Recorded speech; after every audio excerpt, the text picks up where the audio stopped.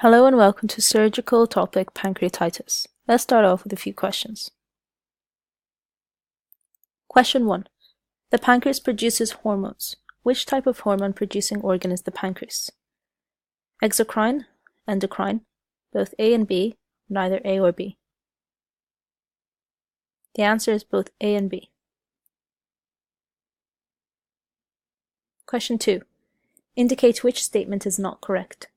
The islets of Langerhans secrete are composed of alpha and beta cells.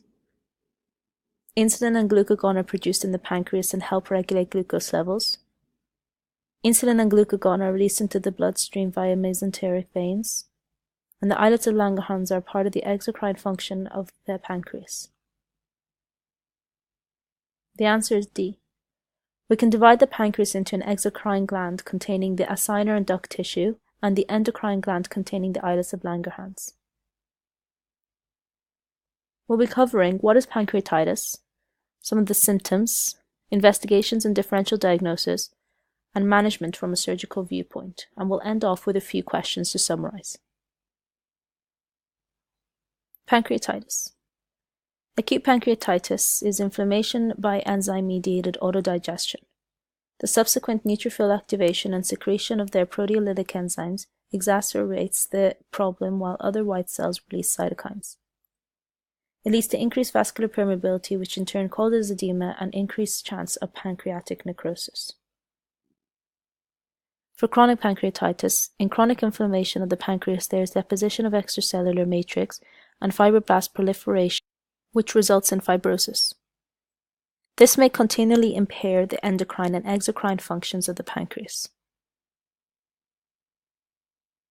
Some of the causes of pancreatitis.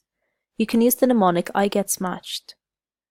It stands for idiopathic, gallstones, ethanol, i.e. alcohol, trauma, steroids, mumps or malignancy, autoimmune, scorpion stings, hypercalcemia, hypertriglyceridemia, ERCP, and drugs. Some of the symptoms and signs that you can get with pancreatitis are: they are classically sudden severe epigastric or central abdominal pain radiating to the bank, and vomiting are the usual symptoms. Sitting forward may ease the pain, and they may feel tachycardic, fever, jaundiced, rigid abdominal local general guarding or rebound tenderness, central periumbilical bruising, which is known as Cullen's sign, and bruising in the flanks, which is known as Gray-Turner's sign.